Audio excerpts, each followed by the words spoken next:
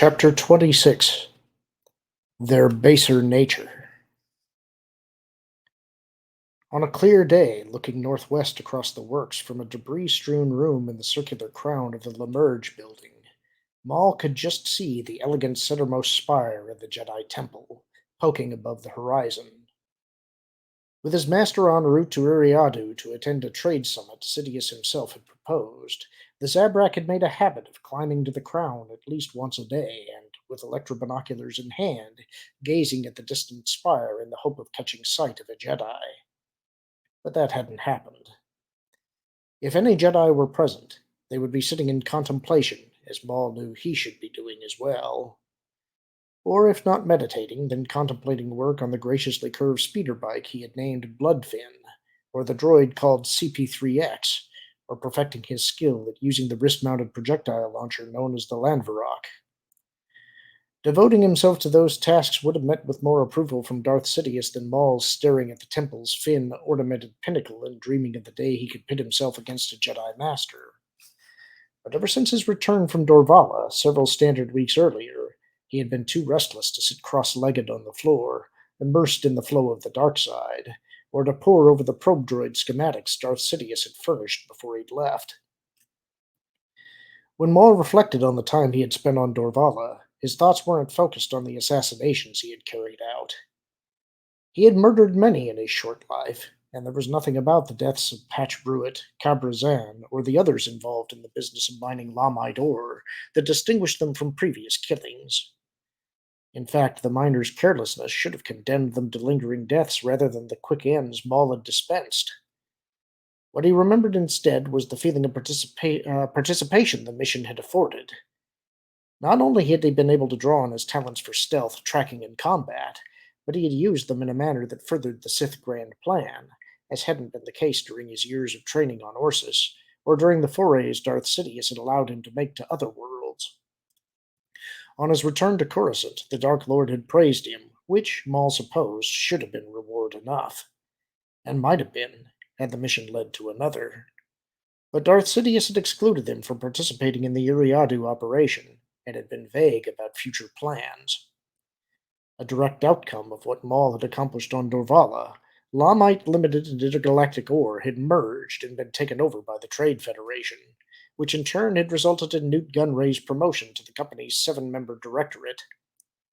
In further conversations with the Viceroy, Darth Sidious had demanded that the Nemoidians willingly sacrifice one of their Lucrehulk freighters, along with a shipment of oroidium ingots, as a means of funding an Outer Rim insurgent group known as the Nebula Front. Maul had been nonplussed by his master's decision to reveal himself to the group's leader, as Darth Sidious had done with his initial communication with Gunray, then dismayed to learn that the leader, a human named Havoc, had betrayed Darth Sidious by attempting to assassinate Supreme Chancellor Valorum on Coruscant.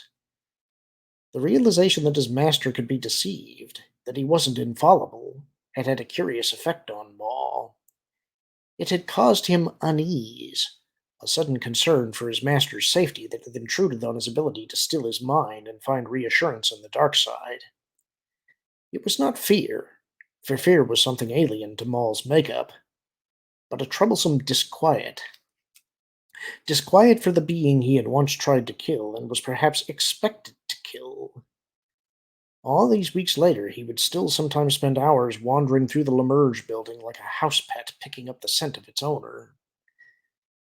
When, though, he had expressed a desire to take part in the Iriadu operation, even if that only meant assisting the Nemoidians in procuring weapons from the Hive species, or commencing manufacturing operations on Alaris Prime and other remote worlds, his master had rejected the idea out of hand. "You have no role in this," he had said, without explanation, and in compensation, Maul surmised, had given him the Dark Eye schematics. The rejection, too, had prompted questions of a novel sort. Of all the beings in the galaxy, the Dark Lord had chosen him to serve as his apprentice and eventual successor, and yet Darth Sidious had neglected to equip him with the very tools he would need to carry the Sith imperative forward. For all his attempts to familiarize himself with the political landscape and with criminal organizations, some of which were allied to Darth Sidious, others antithetical to his plans, he had a limited understanding of precisely how the galaxy worked. He grasped that the Sith's war was with the Jedi Order rather than the Republic, but he had no real inkling as to how revenge was to be meted out. What then if, beyond contemplation, something untoward should befall his master? Was there a contingency plan? Unlike Darth Sidious, who masqueraded as Republic Senator Palpatine and debated complex issues in the Senate, Maul lacked a secret identity. With his yellow eyes and horned head and black and red mask of arcane sigils, it was all he could do to prowl the fringes of the works in the dead of night without instilling fear in nearly every being whose gaze he caught. Maul had expected his life to change when Darth Sidious had relocated them to Coruscant, but in many ways the move struck him as a return to his days as a combat trainee on Orsis, waiting to be allowed to fight, receiving praise and rewards only to be commanded to train harder. The occasional visits from his master had allowed him to endure the isolation and superficiality of his existence. Only when his instruction in the Sith arts had begun had he felt singular, purposeful. But he wasn't entirely without hope. On occasion, Darth Sidious would hint at a mission of utmost importance that they would need to carry out together, one that would call on them to make use of all of their powers. He had yet to provide details, even with regard to Maul's studies, but he continued to imply that the mission was looming, and more, Maul sensed that it was somehow linked to his master's homeworld, Naboo.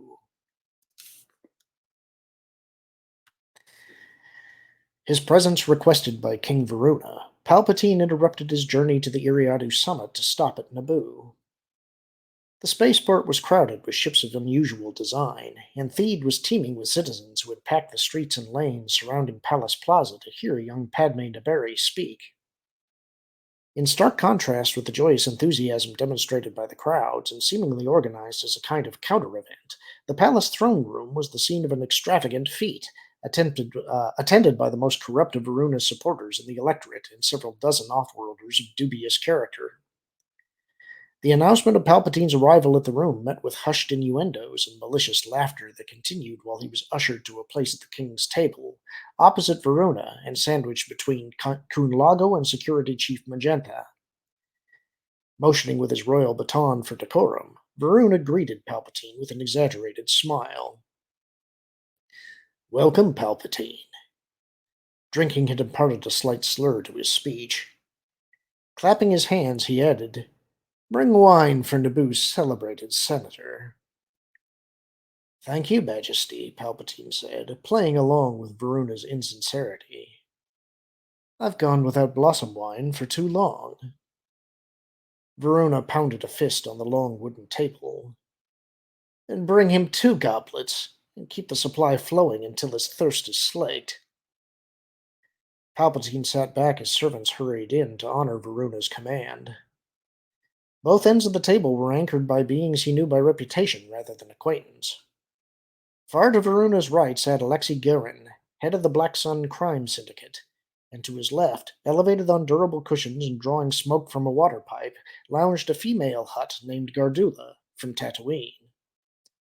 Among her retinue of beings were 2 humanoids whose martial uniforms identified them as members of the Bandogora terrorist group. More ammunition for Padme Naberrie, he thought. "Tell us, Palpatine," Varuna said, after wiping his mouth on the sleeve of his gaudy robe. "What prompted you to propose this summit on Iriadu?" Palpatine ignored the goblets of wine. "The summit will provide an opportunity for everyone involved to air their thoughts and grievances regarding taxation of the trade routes. I'm certain that your friends in the Trade Federation are very appreciative." Palpatine waited for the laughter to end, pleased to find that the conversation was headed in the direction he had expected it to go. "Naboo has a great stake in what emerges from the summit, Majesty." "Ah, then you arranged this for the sake of Naboo." Varuna raised his voice so that everyone at the table could hear. "Palpatine did this out of concern for Naboo." His expression toughened as he leaned forward. "And no doubt you were thinking of Naboo when you approached the Naberries about having their daughter to oppose me in the coming election." "Think twice before you offer any denials," Magenta told him quietly. Lago leaned over to add, "My son was present when you tendered the offer." With Padme Barry, if I'm not mistaken, Palpatine said in like conspiracy. While Lago was trying to puzzle it out, he looked at Varuna. We discussed the refugee movement. The monarch glared at him, then motioned dismissively with his fingertips. What's done is done, and I'm afraid that includes you, Senator. Gesturing broadly in the direction of Palace Plaza, he said, Do you really believe that that little political upstart can unseat me?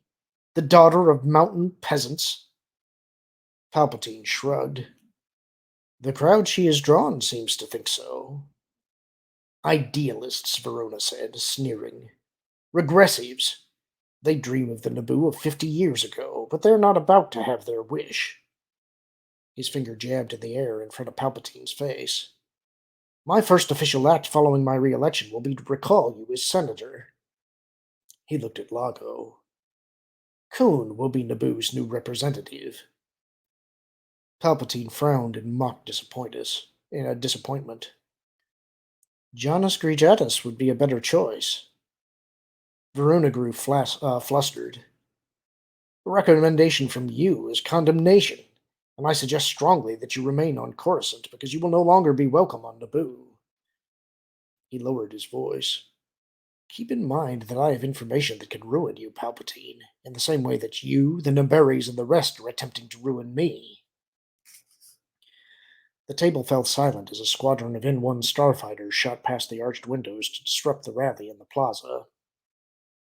Palpatine conjured a smile. The Naboo will be pleased to see that your Space Force is good for something, Majesty. Veruna's bloated face flushed. More than you know. I told you that I mean to end our partnership with the Trade Federation and Higo Damask, and so I shall. Palpatine glanced at the Hutt and her Bandagora minions. With the help of your new partners, and what will you do? Chase the Trade Federation's freighters out of the Chommel sector? Challenge Damask openly? Damask has betrayed everyone. Ask Gardula. Ask Alexei Garen. The Mune should have learned a lesson 30 years ago from the Grand who targeted him. Palpatine took secret pleasure in the remark. And you commit the same egregious blunders they did. What makes you think he didn't? Varuna started to speak, but bit back what he had in mind to say and began again. From this point on, Naboo will manage its own resources. Gardula and Black Sun will supervise the export of plasma and the import of goods, and the Bandagora will protect our interests in the space lanes. It's a pity you won't be part of it. A pity, to be sure, Palpatine said, rising to his feet. Until such time as you replace me, Majesty, I will continue to act in Naboo's best interests at Iriadu and on Coruscant. Should I see Damask, I'll be certain to tell him that he underestimated your ambitions. Varuna locked eyes with him. Don't concern yourself unduly, Palpatine. You won't be seeing him again. The transpirator affixed to his face, Plagueis moved with agile purpose through the stone-cold rooms that had housed 20 years of experiments. Most of the cages and cells were empty now, the captives they had contained released. He wondered if Sojourn's Griot forests would become a kind of laboratory, a great scarlet wood medium for mutant evolution. 114D shuffled past him on the way to the courtyard, alloy storage boxes piled high in its quartet of appendages. Be certain that all the data has been permanently deleted, Plagueis said. The droid nodded. I will make certain for the third time, Magister Damask. And 4D, carry my instructions to the Sun Guards that I will contact them on Thrissus. I will see to it, Magister. Plagueis entered the room that had served as his meditation chamber. Though the high ceiling space was already fixed in his memory, he studied the few pieces of furniture in silence, as if searching for some detail that escaped his notice. His eyes lingered on the small antechamber in which he and Sidious had been sitting when they had brought about the shift, and the strength of that memory was such that he was catapulted into a moment of intense reverie. For some time he had been aware that Sidious had grown critical of his fixation with unraveling the secrets of life and death. Surely Sidious felt as if Plagueis had made himself too much of a project, often to the neglect of the grand plan, that Plagueis had come to place more importance on his own survival than that of the Sith. Meanwhile, to Sidious had fallen the responsibility for arranging and executing the schemes that would place the two of them in power on Coruscant. Sidious directing galactic events in much the same way that Plagueis was overseeing the currents of the dark side. And yet the arrangement was as it should be, for Sidious had a gift for subterfuge that surpassed the talents of any of the Sith Lords who had preceded him, including Bane. Plagueis found irony in the fact that Sidious had come to feel about him as he himself had felt about Tenebrous at the end of his long apprenticeship. Tenebrous trusted more in Bith's science and computer projections than he had in the Sith arts. But Plagueis understood, too, that the time had come for him to rejoin the world and stand with Sidious to see this most important phase of the plan to fruition. Palpatine's ascendancy to the chancellorship and the unprecedented appointment of Higo Damask as co-chancellor of the Republic. Ageless Higo Damask, as it would ultimately emerge. When that was behind them, they could turn to the bigger task of obliterating the Jedi Order.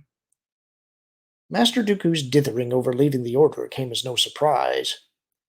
Yoda had taken Dooku from Sereno, but he had failed to take Sereno from Dooku. 20 years earlier, Plagueis had seen the stirrings of the dark side in him and had attempted since, whenever and wherever possible, to coax more of those latent powers to the surface. At Galadran, in clandestine partnership with the local governor and members of the Death Watch to lure the Jedi into an ultimately hopeless confrontation with the true Mandalorians. At Yinchor and Malastare, and most recently, through Sidious's efforts, at Asmeru and Eriadu. Already strong in the Force, trained in combat, and a diplomat as well, Dooku might have made for a powerful partner under different circumstances. Except for the fact that Dooku, unlike the Dathomiri Zabrak whom Sidious had trained, would never be content to serve as an apprentice or a mere assassin. He would demand to become a true Sith, and that would lead to trouble. A better course of action would be to allow Dooku to find his own way to the dark side, whatever version of it might be accessible to him through study of the Sith holocrons the Jedi possessed. Better to have him leave the Order of his own accord and become the benevolent spokesperson for the disenfranchised, as one might expect from a being of high status. Yes, better to let him persuade worlds and systems to secede from the Republic and foment a civil war into which the Jedi could be drawn. The sudden blare of klaxons put an abrupt end to his musings.